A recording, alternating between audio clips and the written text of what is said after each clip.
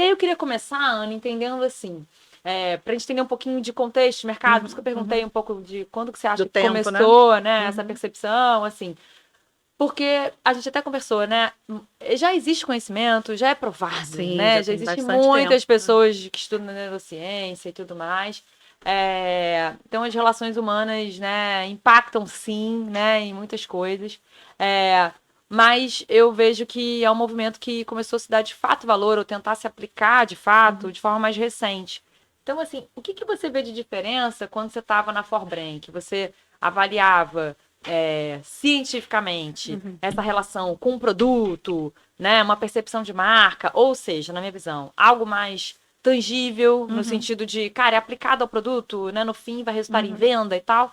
E como que é hoje essa relação entre as pessoas dentro de uma empresa, ou seja, o quanto que as pessoas começaram a valorizar isso para dentro e o quanto que você precisa provar isso com dados, o quanto que você precisa trazer ali a prova para que de fato elas não só entendam, mas acreditem que, cara, faz muita diferença sim no teu resultado Sim. final, né? Como que você vê essa mudança, você que viveu Os duas, dois, né? duas entregas né, diferentes, assim. Eu acho que quando a gente fala de pesquisa, né, a pesquisa em si, ela tem um pragmatismo. Então, tem um gráfico, tem um resultado, tem um maior, tem um menor. É difícil ir contra aquilo, né? Mas é claro que você tem uma adesão maior ou menor à pesquisa. Então, acho que um desafio. Neuromarketing é uma área onde você tem mais empresas ou mais fornecedores, então ela é mais antiga nesse lugar de Uhum. aplicabilidade para o mercado do que neurociência organizacional, que é uma coisa que vem crescendo mais recentemente.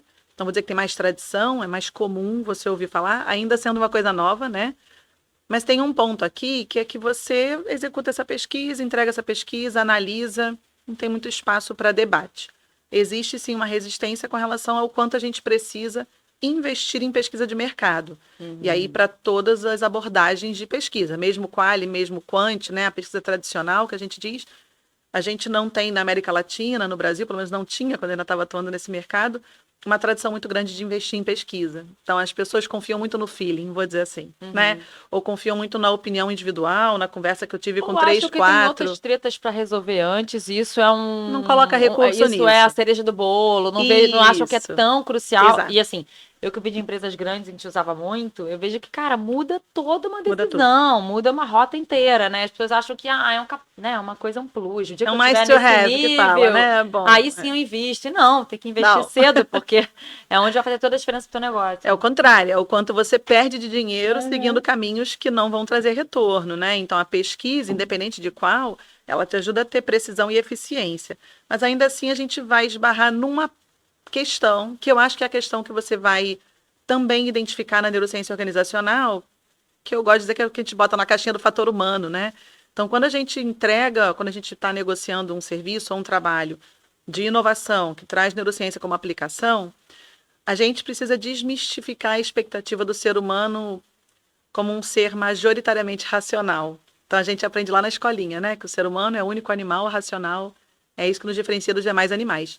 É verdade. A gente tem de fato uma capacidade cognitiva racional diferenciada, mas a maior parte do processamento cerebral é inconsciente, é automático, né? Vem das suas emoções. E eu percebo agora já com 15 anos atuando com grandes empresas, oferecendo serviços de neurociência aplicada, que existe quase sempre um momento onde você vai ter que vencer esse confronto com esse ideal da racionalidade. Porque se eu defendi que um produto é bom, se alguém criou uma campanha que faz sentido para quem criou e para quem ouviu ali, aquela amostra pequena, né, super enviesada, é lógico que ao lançar no mercado vai dar certo, né? Uhum. Se eu conseguir resultados agindo dessa forma, é lógico que as pessoas têm que seguir como eu quis ou como eu fiz, que aí a gente está enveredando por neurociência organizacional. Uhum. Ou seja, esse apego que eu tenho na racionalidade, ele cria uma limitação para aceitar o comportamento humano como ele realmente é. Aonde eu tenho que admitir que talvez o que eu acho que faz sentido é lógico, não faça sentido para o meu público, né? Ou aquilo que estava subentendido para mim fez falta na hora de orientar a minha equipe. Então, essa parte do inconsciente, quando a gente não dá peso para ela, a gente negligencia a importância que ela tem no dia a dia, seja para compra, seja para gestão de pessoas, seja para comunicação. Então, esse é um confronto que neurociência aplicada enfrenta, que é que você está sempre falando com alguém e esse alguém também tem vieses, né? também vai carregar aí uma expectativa a respeito de qual é o certo, qual é o errado, para onde a gente tem que seguir.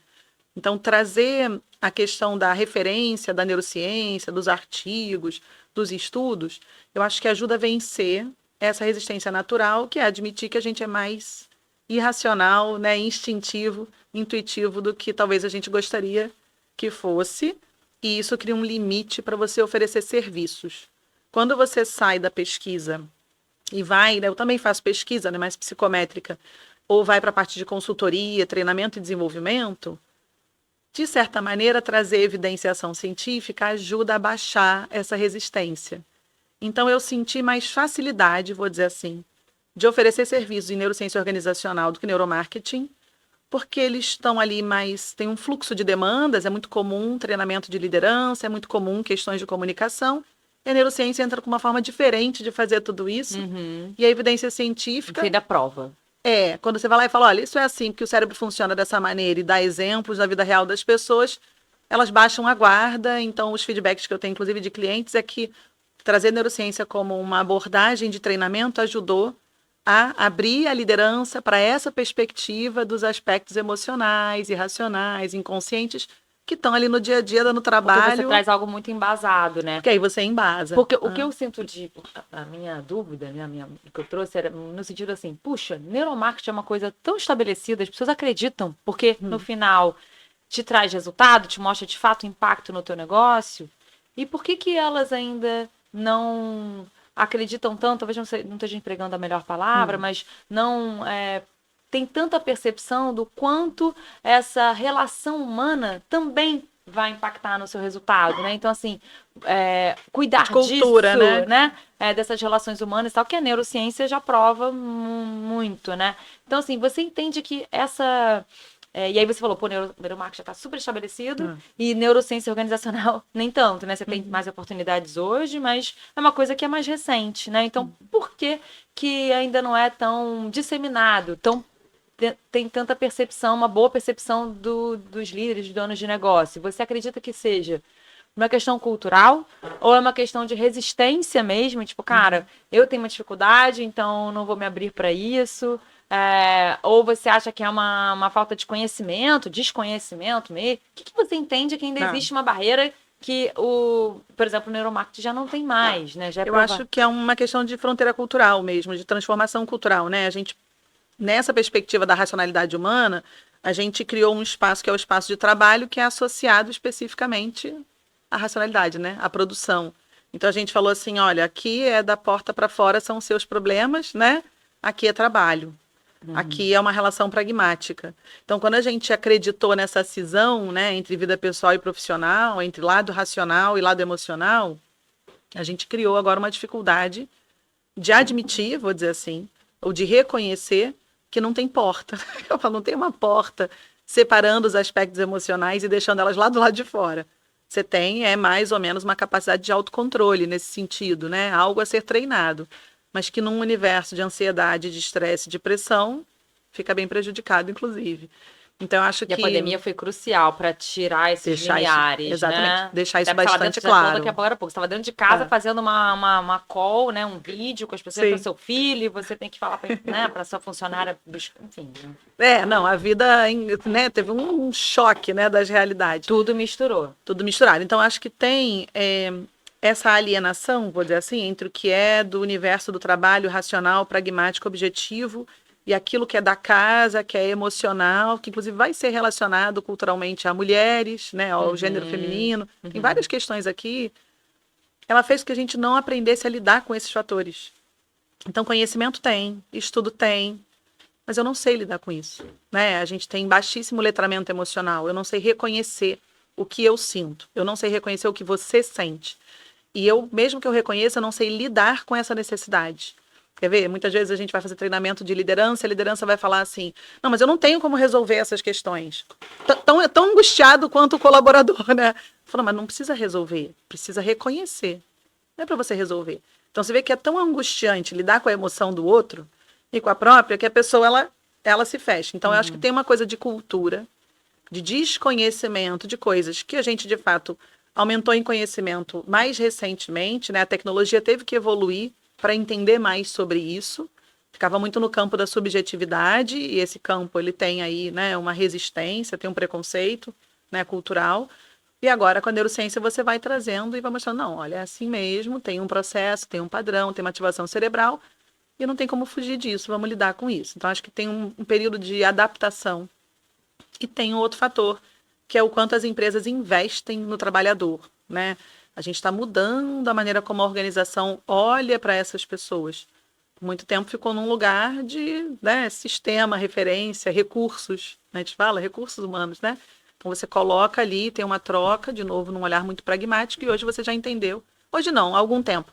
Mas isso vem ganhando peso de que não, tem que investir nessas pessoas, tem que investir nesse ambiente. Pessoas é um ativo importante. É um ativo importante e tem formas de investir, né? Isso tem fases. Você começa a pensar em ergonomia, você começa a pensar em saúde, aí vem a laboral, né? Você começa a pensar em orientação relacionada à alimentação, você, né, e troca os snacks ou começa a oferecer ali um lanche mais saudável. Você começa a dar um apoio psicológico como benefício. Você começa a ter um ambiente, uma cultura favorável, né, já que reduz risco psicossocial, que é uma questão que está muito em voga, que cria um espaço de inovação. Então, eu sinto que o conhecimento que está disponível já há algumas décadas está chegando, e essa resistência cultural de não olhar para o que é do humano, ou de achar que não cabe no ambiente de trabalho essa relação, como se a gente pudesse perder aqui um limite, né? Ela está se acomodando. A gente está aprendendo a lidar com esses aspectos emocionais.